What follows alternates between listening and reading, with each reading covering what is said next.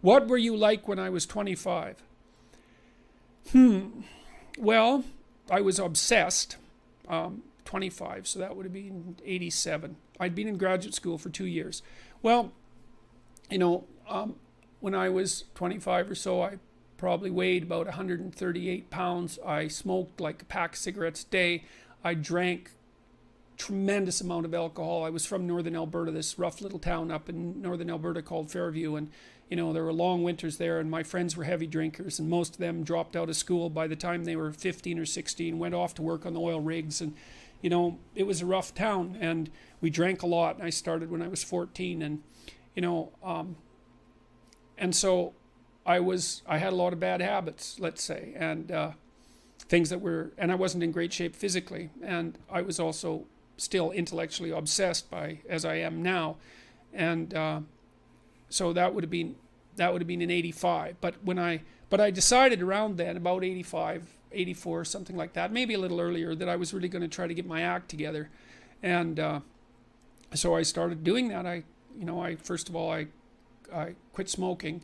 Well, that took a long time because I eventually had to quit drinking too in order to quit smoking, and I started working out, started playing sports, which I'd never done. I was a small kid. I'd been skipped a grade, and I was a small for my age, so sports were never, especially team sports, were never really a domain of expertise for me. Although I skied and went trapping with my dad, and went cross-country skiing and camping and all that. So, but when I went to graduate school, I started swimming. the first physical exercise routine I did, I enrolled in a swimsercise course, I think it was called. So it was me and this like really overweight kid, and like these 60-year-old women and men, they could out exercise me like mad. It was really embarrassing. Me and the overweight kid, we'd be just panting ourselves 3/4 to death at the end of the bloody workout, and these 60-year-old women who weren't in great shape were like chatting away as if nothing was going on at all in the pool. So that was quite embarrassing, and as was going to the weight room, because when I started I could barely bench press 75 pounds, and people used to keep coming over and helping me, which was the last thing I bloody well wanted, but certainly needed. And I got to the point where I could bench press 225 pounds. I think that was the best I did, and I gained about 30 pounds of muscle in a year and a half. So that was a good thing.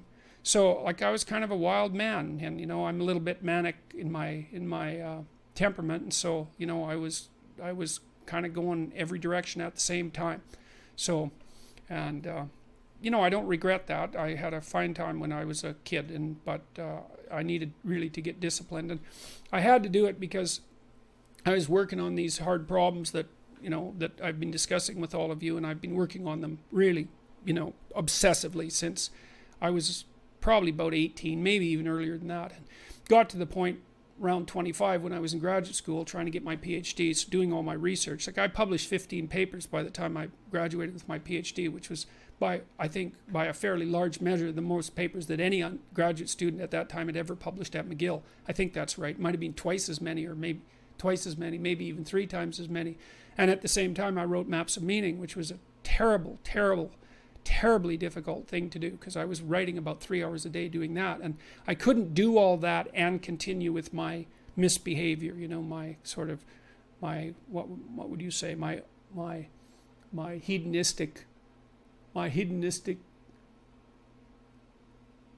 massive hedonistic consumption of alcohol and all of that. I just couldn't keep it up, and also work seriously on the issues that were at hand. So I had to stop. That's a sacrifice. I had to stop messing about and straighten myself out. And I got married. Well, the woman who's my wife, Tammy, who I've known since she was 8 years old, she lived across the street from me in this little town called Fairview, and I was in love with her like the first time I saw her, which is quite the bloody thing.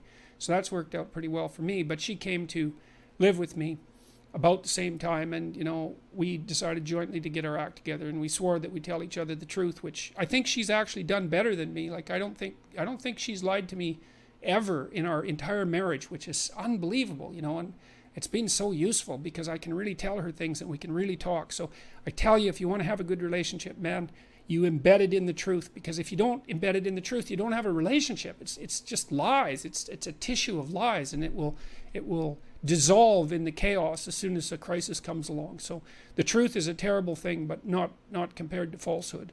So All right, so let's look at the live chat here.